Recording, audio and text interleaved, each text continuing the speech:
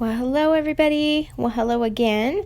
So, I have another article that I wanted to read for you. And if you remember, I think it was last week or the week before, I was talking about the Muslim police. I think they called it MCP or something like that. How they were going to take over and do the not the martial law, but the Sharia law. There you go. Anyway, so I saw this article today, and this kind of proves my point on where this is all headed. And this is just going to sweep across because Minnesota isn't the only state that is crying for, I don't know what they call it, like independent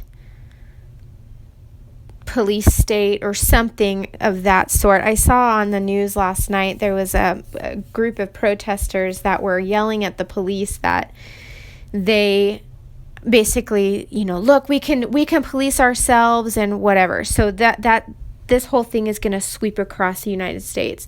And if you remember, if not, that's okay. I'll remind you. But the one thing that Muslims agree upon, and it is stated in their Quran, whether they like to, say it doesn't say that or not, it does. I have studied the Quran myself, and I have read it for myself, not the entire thing, but I have read different portions of the Quran myself, so I know exactly what it says. And it does speak about cutting infidels' heads off. Anybody who comes against Muhammad or Allah, they are to smite thee above the head, is exactly word for word what it says. So anyways, all of that to say this, okay, this is where this is headed. This is where the tribulation is going to go, and the Muslims hate Christians. They hate Jews. They will do anything in their power to overcome and overpower the Jews and overpower Christians.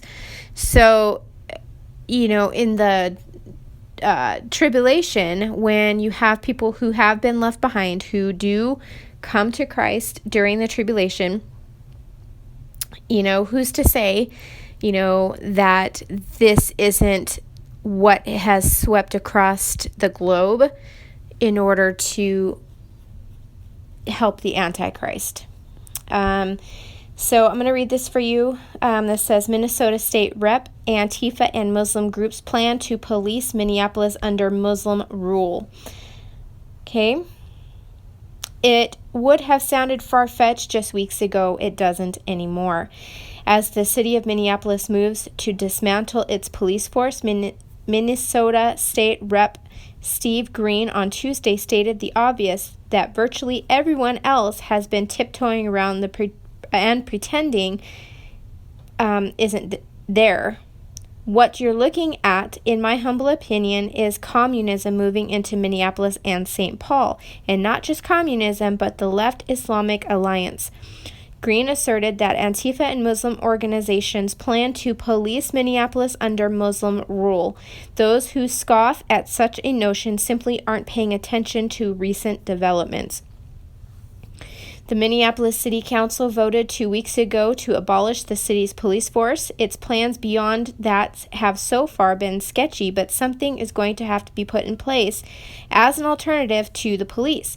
The New York Times noted that many have called for relying more on self-policing by communities, in the way attendees often do at events like music festivals, with the police stepping in only when a true emergency arises. Some cities, as an example, how in the days after the killing of Mr. Floyd, teams made up of dozens of members of the American Indian movement patrolled streets and directed traffic in a Little Earth housing community in Minneapolis.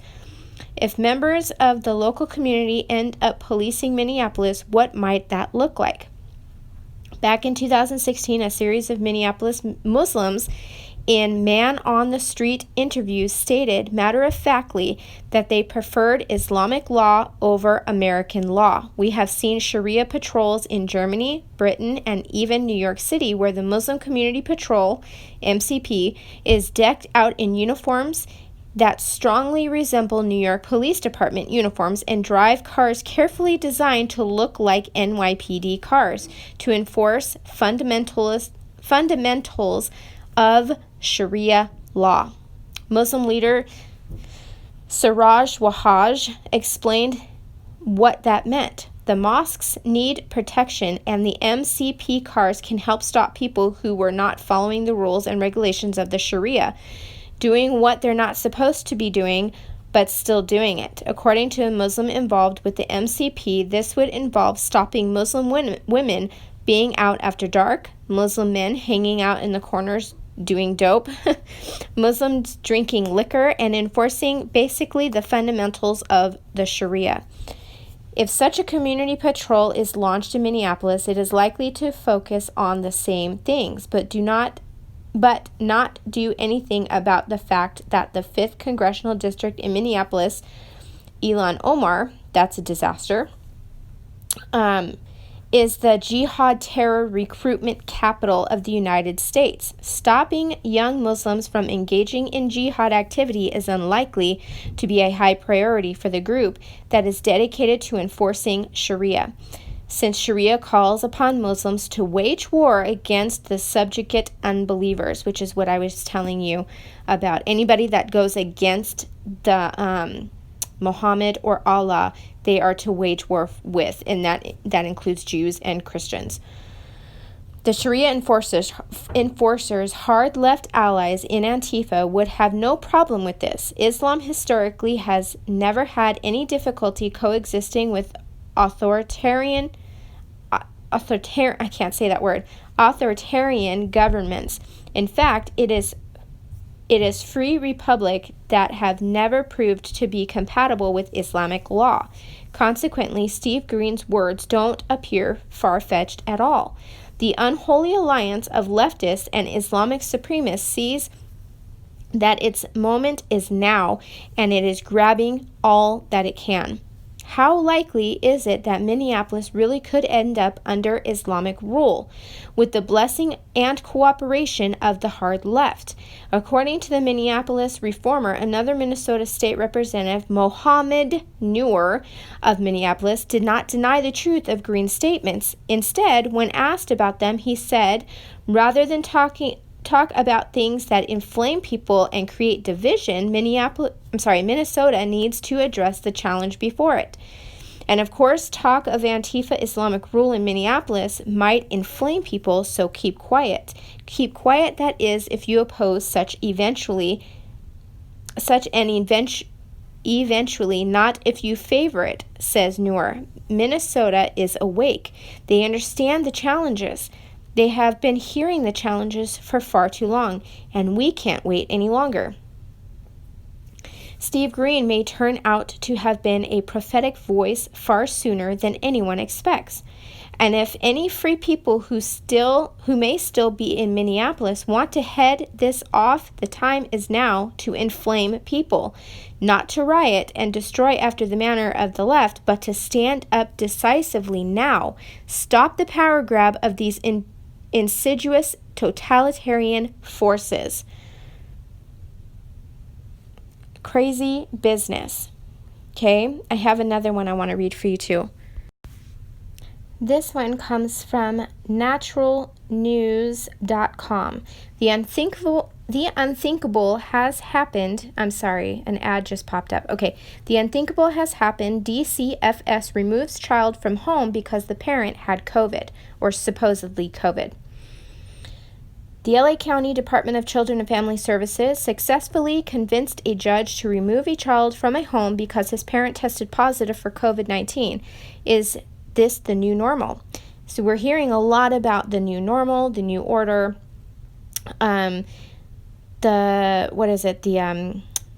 peace and safety, all of that. We're hearing a lot of these words lately. Los Angeles attorney Christopher Arash took to social media with the news. Today in dependency court madness, LA County Department of Children and Family Services recommended that the court remove a client's child from their physical custody after the parent tested positive for COVID-19. This is a non-offending parent. The judge ruled in favor of the DCFS and detained the child. Let that sink in. The DCFS is asking for children to be removed from their parents' custody due to COVID-19, despite the parents making the appropriate arrangements for their child. The family is currently filing an appeal to have their child returned. There are reports of other attorneys in Los Angeles that are facing the similar challenges. How much contact tracing a family separation are you going to put up with? No agency has the authority to remove a child from their private home because someone in the household is sick. This is the most unnecessary, unconstitutional, and unconceivable act that is taken so far by the authorities. So how did the court get involved in the first place?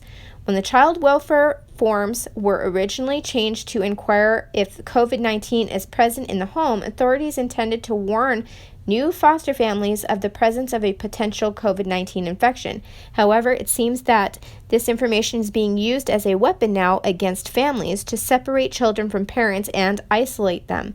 This is important to know, for any information you give out about your family's health and travels can and may be used against you in a court of law due to process forfeited. Contact tracing is being configured into many aspects of society, setting up the infrastructure to forcibly track, isolate, test, remove, and vaccinate people with no informed consent. Hospital policies now dictate that fathers, this is so sad, they dictate that fathers cannot enter the delivery room and attend the child's birth, an act of family separation that further conditions us to accept that children are property of the state. Medical kidnapping has been going on for a long time, but this is now uglier than ever. Contact tracers are being deployed by the thousands by state governments. People going about their daily lives are being ordered to undergo home arrest and quarantine for merely crossing paths with someone who tested positive with COVID-19. No illness, not even the slightest of symptoms, are needed to impose arbitrary 14-day quarantines to innocent people. It's important to note that these are not the evidence-based quarantines. These are deliberate assaults on human freedom, an attack on our rights to associate and assemble.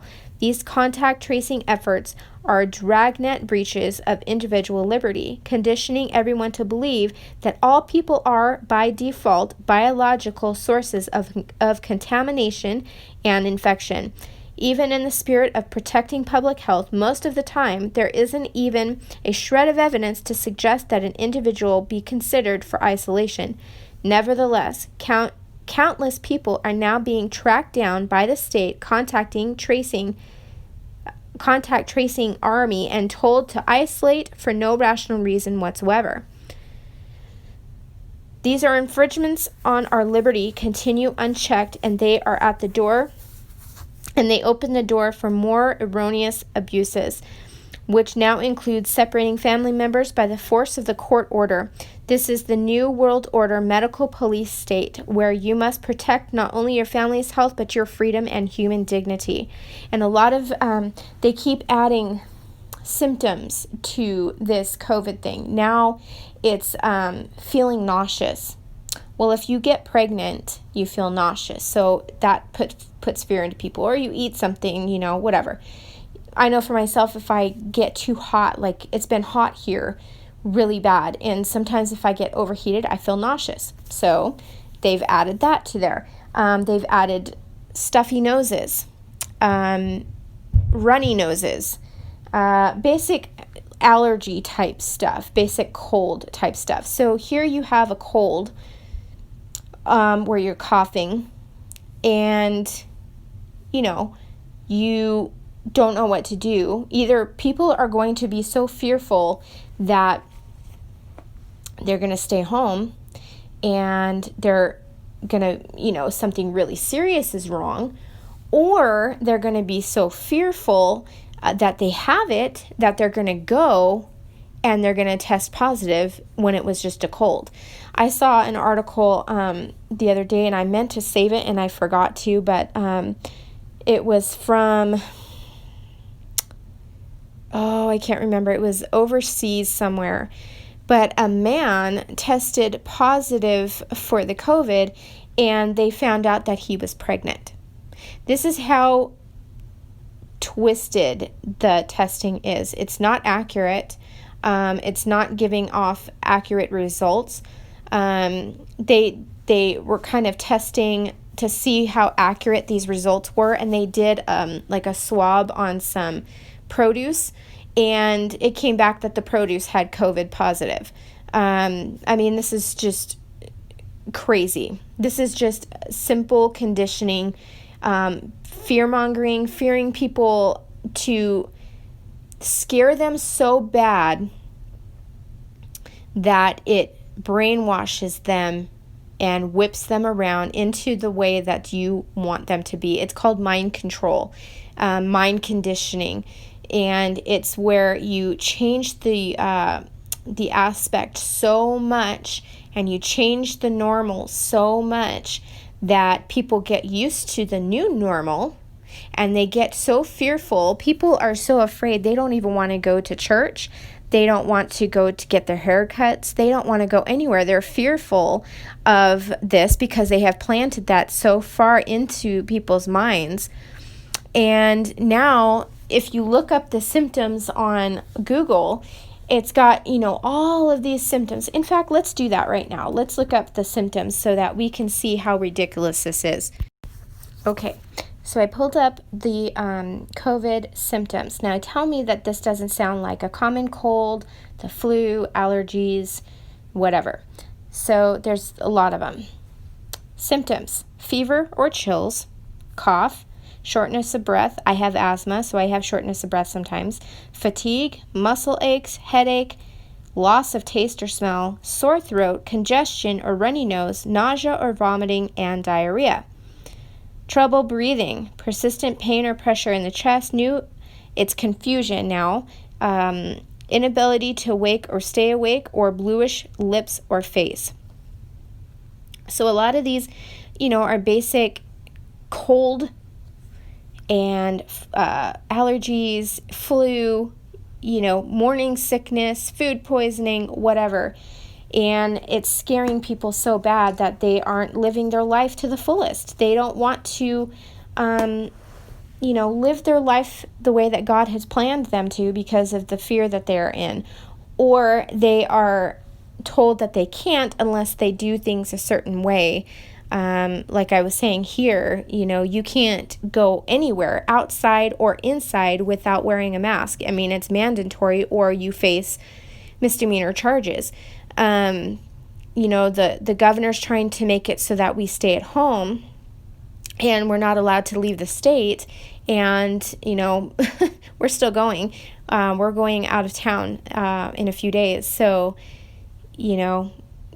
if they're going to have, patrols at the state line, then I guess we'll see. But, I know the police officers here are saying that they're not going to enforce any of this stuff. They're not enforcing the masks, nothing like that. This is just to the point now that they're removing children because you have a cold, or you have, you're quarantined, and just in case, and where are they taking that child to? Remember, I think it was like a month ago, I was reading, there was an article about Seattle and how they were having the FEMA camps for kids, and I wonder if that's where they're taking these kids, to these FEMA camps, to quarantine them away from their parents. And I remember reading something about that. I'm going to have to look that up again. I remember reading something about how they were going to take the kids away. And in California, I had a video about it, how they were going to take the kids away because they couldn't socially distance from their parents or whatever. And, this is where we're at now. And things are just continuing to pile up. And now you have the Antifa, which is a terrorist group, and then you have the Muslim group that are wanting to take over, and they're seizing their opportunity. And when you have people who are hiring Muslims in the communities, they're all too ready to get this Sharia law together. And, with the face masks and the face coverings, they've already started to kind of implement the Sharia law. If you really look at it, how instead of wearing the hijab, it's covering your face. It's already being implemented. It's just kind of like I was saying, it's conditioning people. It's getting people normalized and ready to accept this. If you want to go out, this is how you have to dress. This is how you have to wear this, or this is what you have to wear. So anyways, I know I put my 2 cents in there. I should have just read the articles, but I can't help myself. Anyways, so until till the next article that comes out, because things are happening like crazy, I will leave that with you, and I hope you have a blessed and beautiful rest of your day. And until next time, may you be richly blessed.